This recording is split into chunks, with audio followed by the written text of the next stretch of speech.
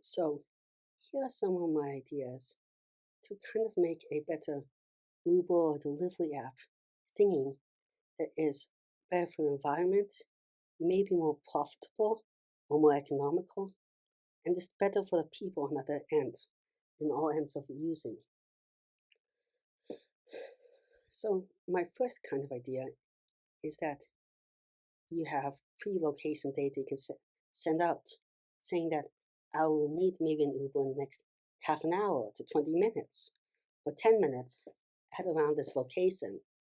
That way, Ubers may be able to figure out, and I don't mean Ubers only, I mean Lyft or stuff more in general. I'm just using that because it's so popular in my head. But that service then can maybe start to get cars closer to your area and stuff. And it can also use this data to more customize it by learning how people interact and ask for stuff. Now, there are people that might try to cheat the system and put that they need a car when they really do not need ones, or they lie on purpose, or they just make a mistake and cancel it. But the more people do not use the system fairly, the more the system detects it unless they trust the user data to self-correct that. It also would then have more data in the future to try to figure out when to deliver other cars to certain locations, because it might learn that people tend to always have this location data. People are always requesting an hour ahead on a specific time. This might mean that specific time is a holiday or something like that, and you can use that to train the network better. The more data a network has, usually the better it can do for even unrelated tasks. So it also might learn other patterns. You might learn to look at holidays more from multiple means, from this means and the other user data it has. And less likely to also make mistakes in data as it has data filter out noise. Another idea is to have Uber cars or something that are more modulars or something like that, so they can pick up. You have like a one that you can attach stuff to it, so you can make it bigger or smaller depending on how much people pick up or the comfort they need, or if they might need some special accommodations like they're a wheelchair user. And you could also have ones that are modular in that you can add in battery capacity or take out battery capacity and stuff like that, depending on the trip length. Longer trips need more batteries, but that also means they're less efficient because they have to carry more weight, or they can adjust for different types of weather conditions. Um, and or you switch out parts of them to keep them running in great state. Then you can have stations where stuff is switched out in and out for different types of rides. Another idea I've talked about is before is that you could use this data for training data for AIs to make AIs better drivers or something like that. But you could also use it to make driving more easy for these people, but maybe making an AI assisted driver. So this is not totally AI driving for a person. This instead, what it would do is it would look at the road ahead and tell you and show you and project on your screen exactly what lane and how to stay in your lane and all that information. So then, in what lane and how to follow the turn, so you become the perfect driver. Then you could explain. So now you have the perfect driving in just turning and stuff like that. Then you could maybe in the future figure out better speed data. So project speed data, you're going too fast, too slow, and so on, so on. More and more data it projects on the screen to help you drive, and then you just have to hit the buttons. And the reason why you still have a person driving hitting the buttons is that the person driving hitting the buttons needs to accommodate for situations that AI cannot predict, such as kids suddenly running in the street or a giant pothole or something like that overrides it in emergencies. So they still have the emergency ability, but the AI can make it so person doesn't have to focus as much on the basics and can instead look out for emergency cases more, or it can be more relaxed and calm, and it's not as hard and less worn down by constantly paying attention to everything. So it's also easy to design the AI for that, instead of full AI with all the controls for every device. And also companies might like it better because it makes them less liable.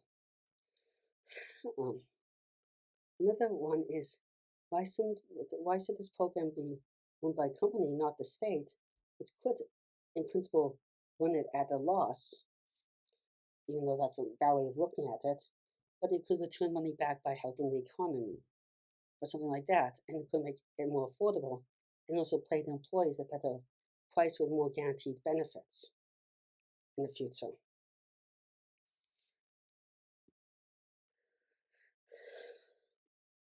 And also, as also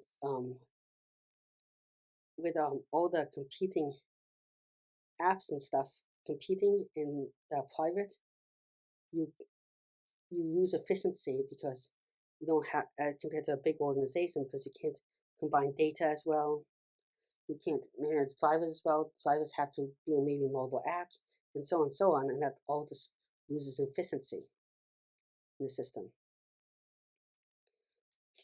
So, yet another idea is to make it a ability that some of these people could be carried by trucks or other transportation means in between routes, or that it could be something that a truck driver or something does in between while they're waiting to pick up stuff or something like that, and you can combine jobs in somewhat capacity.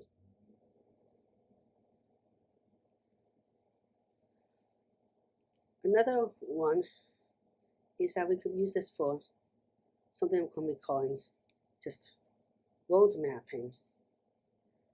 And what I mean by that is that these cars are driving will map out roads and see if there's stuff like potholes or it's not well kept or if there's an accident or something, so they can better alert authorities. And maybe there's an app that when they're driving, they just hit something quickly and say, emergency detected here, so authorities know better. Because oftentimes fires go unreported, for example, till like 3 or 5 cars pass. So even maybe a little reward if they first to find the fire or something major, that'll false alarm.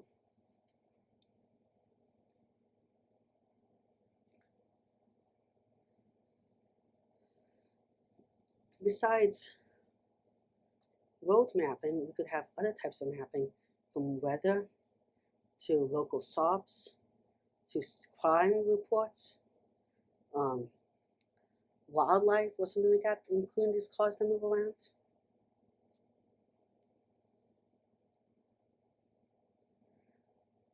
We could better figure out how to combine pickups and stuff like that. So more people have more rides and stuff, and there's maybe ways to promote that with bigger savings or campaigns and stuff.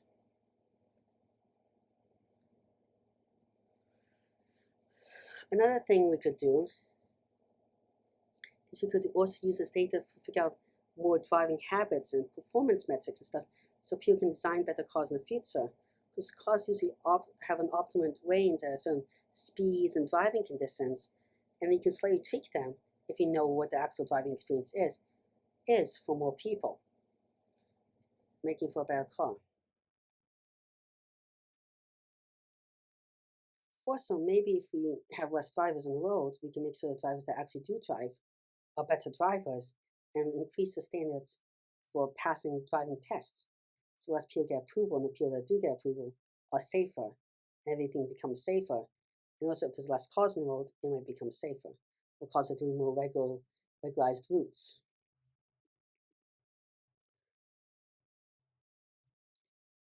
Another thing we could do is combine this with just um, commercial driving license and other things to make it a higher approval so they have a higher pay and a safer people. Or we could use this as a step if they do a lot very good to get a commercial driver's license for other types of vehicle. Another thing that could be done is that we use this to find better to help for jobs that have more of a flexible schedule. But in between that schedule, we use those people to do some driving back and forth. So maybe you wait a couple minutes before you go to work to see if you can pick up someone else. Then after a certain amount of time passes, you just go to work. And this, by imposing a more flexible schedule, we might cause flexible car commuting and stuff like that.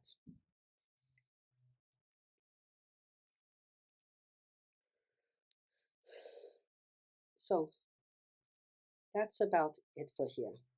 Please like and subscribe, it really helps the channel out. I'm trying to reach 1,000 subscribers in a year and 4,000 watch hours, which is really hard. With your help, I think I can do it. If you have any ideas for future videos, comments, or suggestions, please leave in the comment section below. Again, thank you very much. Goodbye.